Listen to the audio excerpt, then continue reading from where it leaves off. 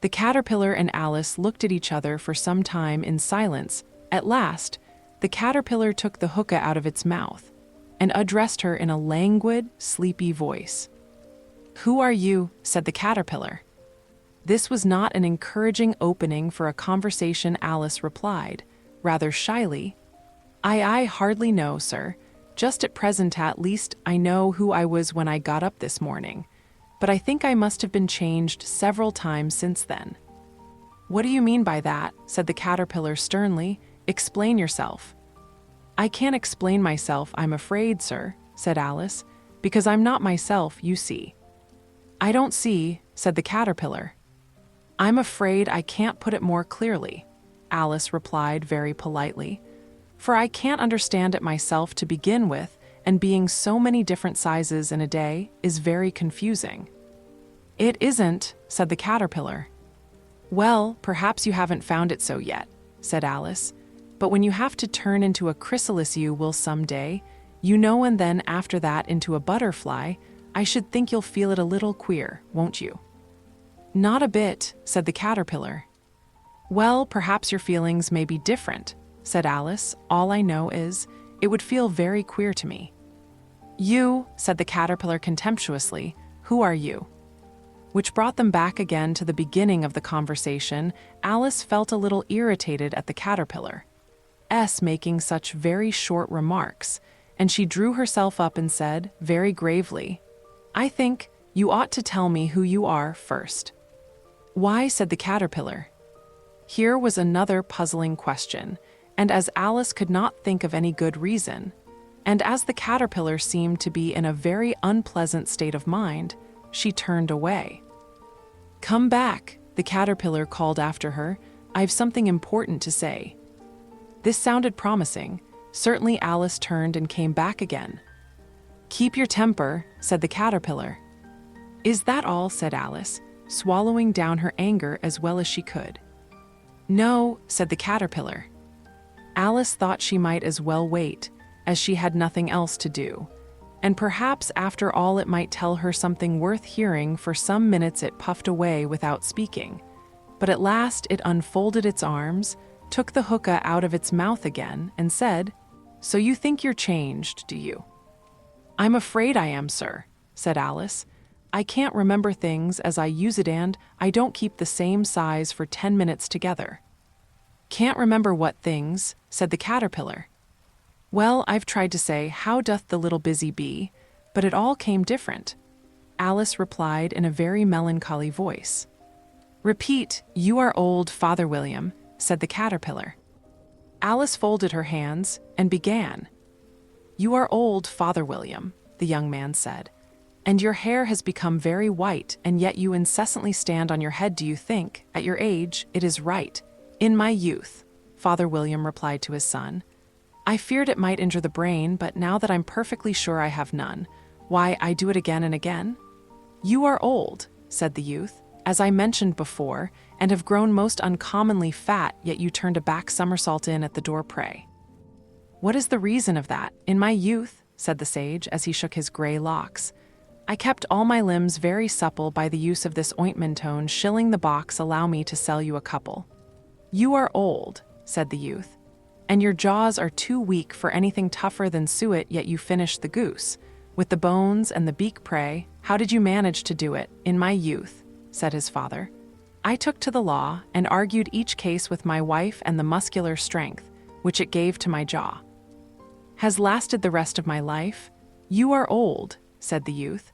"One would hardly suppose that your eye was as steady as ever, yet you balanced an eel on the end of your nose. What made you so awfully clever?" "I have answered 3 questions, and that is enough," said his father. "Don't give yourself airs. Do you think I can listen all day to such stuff? Be off, or I'll kick you downstairs." "That is not said right," said the caterpillar. "Not quite right, I'm afraid," said Alice, timidly. "Some of the words have got altered." "It is wrong from beginning to end," said the caterpillar decidedly, and there was silence for some minutes. The caterpillar was the first to speak. "What size do you want to be?" it asked. "Oh, I'm not particular as to size," Alice hastily replied. Only one doesn't like changing so often, you know." "I don't know," said the caterpillar. Alice said nothing. She had never been so much contradicted in her life before, and she felt that she was losing her temper. "Are you content now?" said the caterpillar. "Well, I should like to be a little larger, sir, if you wouldn't mind," said Alice. 3 inches is such a wretched height to be." "It is a very good height indeed," said the caterpillar angrily. Rearing itself upright as it spoke, it was exactly 3 inches high. "But I'm not used to it," pleaded poor Alice in a piteous tone, and she thought of herself, "I wish the creatures wouldn't be so easily offended." "You'll get used to it in time," said the caterpillar, and it put the hookah into its mouth and began smoking again. This time Alice waited patiently until it chose to speak again in a minute or two.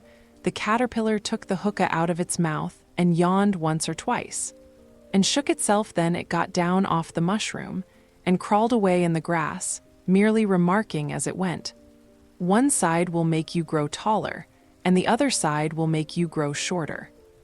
"One side of what, the other side of what?" thought Alice to herself. "Of the mushroom," said the caterpillar, just as if she had asked it aloud, and in another moment it was out of sight. Alice remained looking thoughtfully at the mushroom for a minute, trying to make out which were the 2 sides of it, and as it was perfectly round, she found this a very difficult question, however. At last, she stretched her arms round it as far as they would go, and broke off a bit of the edge with each hand. "And now which is which?" she said to herself, and nibbled a little of the right hand bit to try the effect. The next moment, she felt a violent blow underneath her chin. It had struck her foot. She was a good deal frightened by this very sudden change, but she felt that there was no time to be lost, as she was shrinking rapidly, so she set to work at once to eat some of the other bit. Her chin was pressed so closely against her foot that there was hardly room to open her mouth, but she did it at last, and managed to swallow a morsel of the left-hand bit. "Come, my head's free at last," said Alice in a tone of delight, which changed into alarm in another moment, when she found that her shoulders were nowhere to be found. All she could see, when she looked down, was an immense length of neck, which seemed to rise like a stalk out of a sea of green leaves that lay far below her. "What can all that green stuff be?" said Alice. "And where have my shoulders got to? And oh, my poor hands, how is it I can't see you?" She was moving them about as she spoke, but no result seemed to follow, except a little shaking among the distant green leaves. As there seemed to be no chance of getting her hands up to her head, she tried to get her head down to them, and was delighted to find that her neck would bend about easily in any direction. Like a serpent, she had just succeeded in curving it down into a graceful zigzag, and was going to dive in among the leaves, which she found to be nothing but the tops of the trees under which she had been wandering, when a sharp hiss made her draw back in a hurry. A large pigeon had flown into her face, and was beating her violently with its wings. "Serpent!" screamed the pigeon. "I'm not a serpent," said Alice indignantly. "Let me alone." "Serpent, I say again," repeated the pigeon, but in a more subdued tone, and added with a kind of sob, "I've tried every way, and nothing seems to suit them." "I haven't the least idea what you're talking about," said Alice. "I've tried the roots of trees, and I've tried banks, and I've tried hedges," the pigeon went on, without attending to her. "But those serpents, there's no pleasing them." Alice was more and more puzzled, but she thought there was no use in saying anything more till the pigeon had finished. "As if it wasn't trouble enough hatching the eggs," said the pigeon, "but I must be on the lookout for serpents night and day. Why, I haven't had a wink of sleep these 3 weeks." "I'm very sorry you've been annoyed," said Alice, who was beginning to see its meaning. "And just as I'd taken the highest tree in the wood," continued the pigeon, raising its voice to a shriek, "and just as I was thinking I should be free of them at last, they must needs come wriggling down from the sky. Serpent." "But I'm not a serpent, I tell you," said Alice. "I'm a." "Well, what are you?" said the pigeon. "I can see you're trying to invent something." "A little girl," said Alice, rather doubtfully, as she remembered the number of changes she had gone through that day. "A likely story indeed," said the pigeon in a tone of the deepest contempt. "I've seen a good many little girls in my time, but never one with such a neck as that." "No, no, you're a serpent, and there's no use denying it. I suppose you'll be telling me next that you never tasted an egg." "I have tasted eggs, certainly," said Alice, who was a very truthful child. "But little girls eat eggs quite as much as serpents do, you know." "I don't believe it," said the pigeon. "But if they do, why then they're a kind of serpent, that's all I can say." This was such a new idea to Alice that she was quite silent for a minute or two, which gave the pigeon the opportunity of adding, "You're looking for eggs. I know that well enough, and what does it matter to me whether you're a little girl or a serpent?" "It matters a good deal to me," said Alice hastily. "But I'm not looking for eggs, as it happens, and if I was, I shouldn't want yours. I don't like them raw." "Well, be off then," said the pigeon in a sulky tone. As it settled down again into its nest, Alice crouched down among the trees as well as she could, for her neck kept getting entangled among the branches. And every now and then she had to stop and untwist it.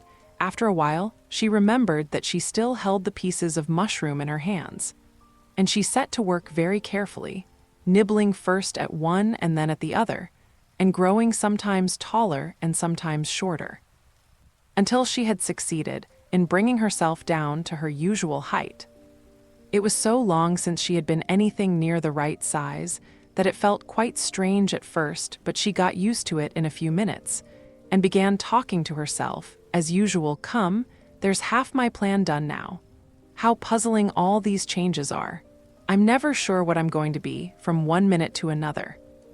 However, I've got back to my right size. The next thing is to get into that beautiful garden. How is that to be done? I wonder." As she said this, she came suddenly upon an open place with a little house in it about 4 feet high. "Whoever lives there," thought Alice.